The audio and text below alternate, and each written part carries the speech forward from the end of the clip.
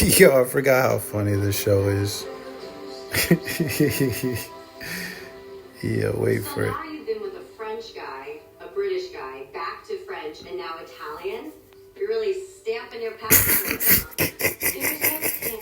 You really stamping that passport. So I'm starting the vlog a little later today. One, because I was editing yesterday's vlog in the morning today.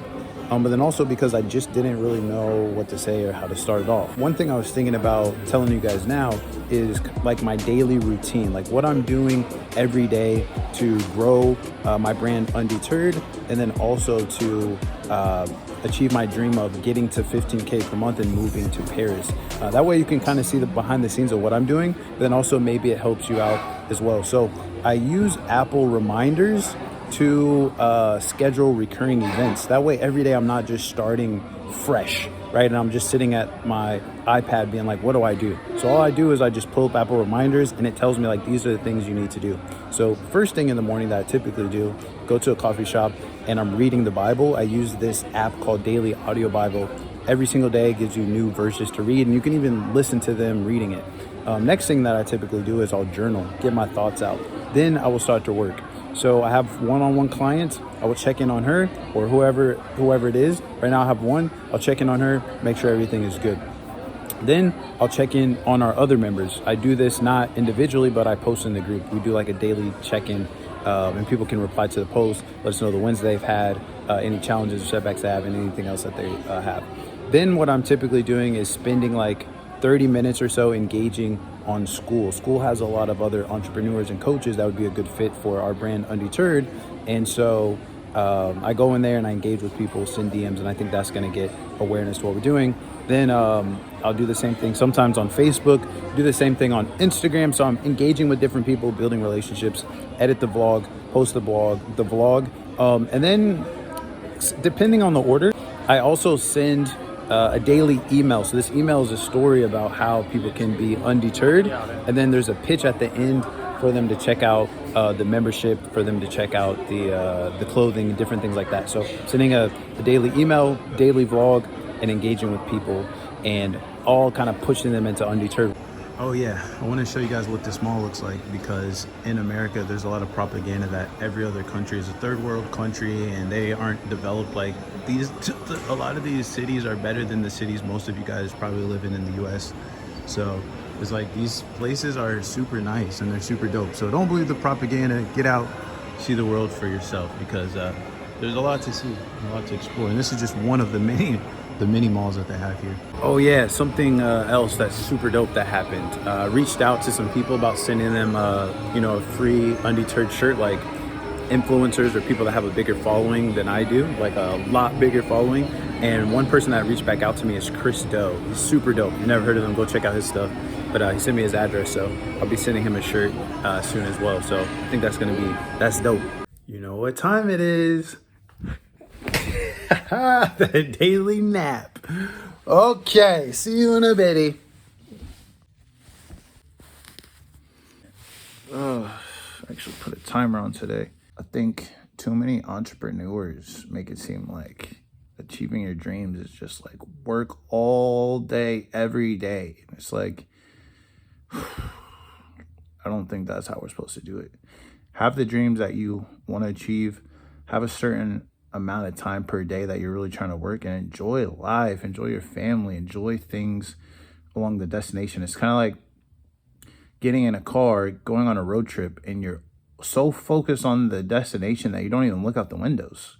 Like, enjoy the journey. I think we got to enjoy like the process of getting there and not just only looking forward to the day that we get there. So hopefully that helps for y'all that are working until your eyes bleed.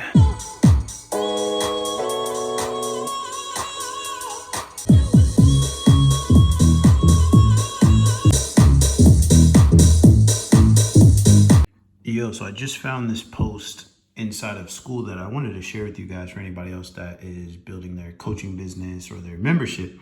And this is by Andrew Kirby, who is one of the admins in school. He works for school.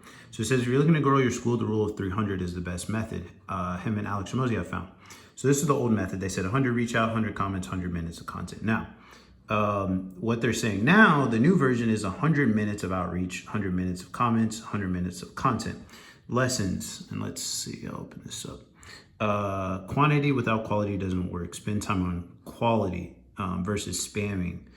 Connection, closing, build relationship over time, trying to sell versus build relationships over trying to sell everyone straight away. People can feel intentions. What I was just doing was journaling about what I told you guys earlier, which is that rule of 300 here.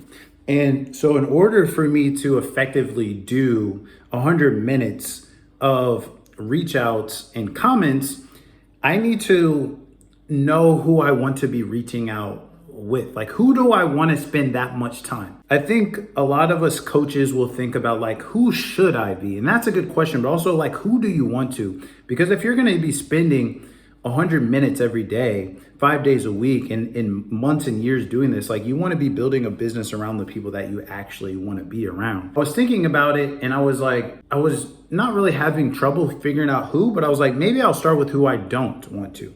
So I'm like, it's not going to be like fashion designers, artists, and music producers and things like movie creators and stuff like this. Even though I like these people, it's not people that I just engage with all the time. It's kind of like one-off. I'll meet someone and I hang with them, but it's not people I'm always going out and seeking. I was also like, it's probably not going to be people that have a physical location, like that own a coffee shop or own a physical whatever it is, because those people are harder to find online, and those just aren't normally the people that I hang out with either. And it wouldn't just be online entrepreneurs, because that's very vague, and I'm not really just interested in people that just want to sell products and services just for money. I'm more interested in people that have a knowledge in a specific field and they are passionate about helping make other people's lives better with that information. So it is coaches. That's what I've been saying. But as I was able to work backward and kind of eliminate. So I wanted to share that in case I could help some of you guys too. And like I've been saying, like, just journaling that process, like, rather than just sitting around and thinking, I'm actually putting it down so I can get my thoughts out, but also I can come back and look at this later, be like, oh, that's why I changed this. This is my thought process. Now, what I'm going to start doing is every day I'll spend like 30 to 60 minutes on school engaging, 30 minutes or so on Instagram engaging with my Dream 100 people that have a bigger audience or following than me, and then 30 minutes engaging with coaches. So I'll find other coaches, engage with their content, and then also doing these daily vlogs and my daily emails. And I think if I can stick with that 5 days a week, like, I'll be able to start getting members in. But I also like what they said in school, which is it's more about building genuine connections and trying to get people to sell right off the bat. So if you're single right now and you want to get a date, it's not like just work as hard as you can in one day to get a spouse. It's probably not the right person for you. It's what could you do to get a spouse, but it's going to take time. You got to meet people, go on a date, learn more about them. But you don't try to do all that once. You don't just show up and say, hey, would you marry me? You're going to be thirsty. People aren't going to want to be with you, right? They're going to be like, you're weird, you're creepy. Why are you trying to marry me already? I think it's the same thing with growing a business, but all of us get in this scarcity mindset. We're trying to sell people right away. Perfetto. Luca è un uomo molto talentuoso. Does everyone speak multiple languages? What languages do you speak? I feel like every language where it counts. Of course. So I decided to watch Emily in Paris instead of Lupin tonight, and I almost forgot how funny the show is. But I wanted to share with you guys something that a few people have asked me, which is, D, how have you survived without your wife for 5 months? You know, a lot of guys would be out here getting on females, sneaking around, creeping around, all this type of stuff. Like, how have you done it? How have you managed? And I think the answer that I have given people and that I think about will help you in your life. How I say it to myself naturally in my own head is things can get effed up quick. Things can get really fast. What do I mean by that? When I'm reading the Bible and I'm reading about people that were blessed by God, everything was going right for them. They had riches, they had everything that they prayed for, could ask for, everything was going right. The moment that they deviate from what God is calling them to do, the moment that they start just falling into the trap of just going after whatever their own heart desires, lust, greed, jealousy, all these types of things, and they say, all right, God, I hear what you're telling me to do, but I'm going to do whatever I want anyways, that's when things get fucked up really fast. You can look at the Israelites when they left Egypt. They're complaining, they're building, false gods, worshiping, false gods. You can take a look at what is it? Is it David or Daniel? David? Can't remember if David or Daniel. Maybe I think King David when he was looking at that chick. Is it Bathsheba? Just like there's so many examples, right, of men that were following what God was telling them to do. Samson, and they were blessed. And the moment that they said, you know what, I'm gonna just do me. I'm gonna do whatever I want. Things got effed up pretty quick. And I feel like it's taken so much to get where I'm at now, and God has blessed me with so many things that it's still hard as it is, right? There's still challenges, setbacks, obstacles. And so to just go and say, you know what? I know that you blessed me with an amazing wife. I know that you blessed me with an amazing business. I know that you blessed me to travel the world. I know you blessed me with all these things. I'm going to go and just give in to my own desires, do whatever I want, and then to expect that God is still going to just provide for all my needs. It's not just like, oh, that'll be a bad thing. Oh, I got to repent. Things can go wrong quickly. Like, man, I was reading the Bible and it was like, I forget who exactly it was, but it was like they stopped listening to what God was saying. Some people from another country, another tribe came and attacked him and gouged his eyes out. Before they gouged his eyes out, they killed all of his sons in front of him.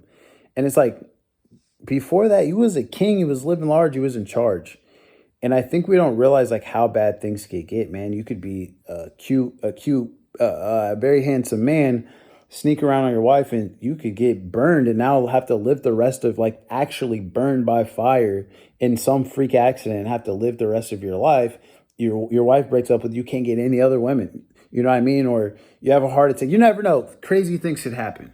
And so what I think about is, of course, I love my wife and I appreciate everything that she's done for me. But I think that when I think about like, is this what God's calling me to do? And if I'm just intentionally deviating out of what God's calling me to do, things could really go south. They could really get bad. I just say, that's not for me, bro. Those aren't the consequences I want on myself. I don't want to, life's already hard enough for me to be bringing on unnecessary hardships because I wanted to say, God, I'm not going to be obedient to what you're calling me to do. And I'm just going to be out here reckless and wild. Now, none of us are perfect. We're all going to make mistakes, but to just say, I'm going to give into all of my desires and I'm going to just be out here living wild, I don't think that is a recipe for, hey, this is how I achieve my dreams. And I want to achieve my dreams. I want to be able to make it to Paris. I want to be able to have a big brand. I want to be able to have a healthy family, sexy wife, all of these things. And I feel like the way that I'm going to get blessed with those is by continuing to be faithful with God. So I want to challenge you to do that for yourself as well in your business, in your relationships. Don't just be out here acting wild and doing and acting without integrity, acting without respect, and just giving into all your fleshly desires, because I think that's what's going to stop you from getting to where you're trying to go. Being undeterred is not going to help you if God is like, listen, I'm going to release my wrath on you because you're doing whatever it is that you want. And so I know this is a little bit longer of a rant here at the end, but I think that's important. A lot of guys probably wouldn't tell you that. A lot of people in general wouldn't tell you that, but things can get effed up quickly when you start playing with God and you're just like, you know what, I'm going to do whatever it is that you want. So that's not the type of person I've been. It's not who I try to be. And I'm not perfect, but I like to think of like, man, I want to get to heaven and I want God to be proud of what I did and just say, man, you were faithful, you were obedient, you weren't perfect, but you really, really, really, really, really did try. And you didn't fall victim to a lot of these crazy things that other men have been falling for thousands of years since the first man was ever created. So hope that helps. And obviously this is easier said than done, which is why, or one of the reasons why I even, created Undeterred, because I feel like outside of the shirts that you can wear as a reminder to be undeterred, we need a place where we can actually provide each other with support and to help each other stay strong and to help each other stay obedient and faithful, because there's not a lot of other communities like that.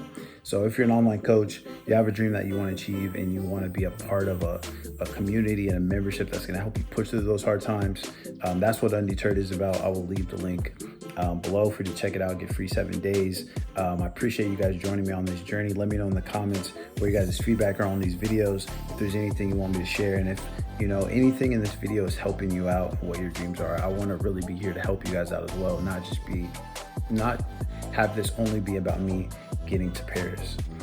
So I know this is a little bit longer here at the end, but I feel like it was important to share.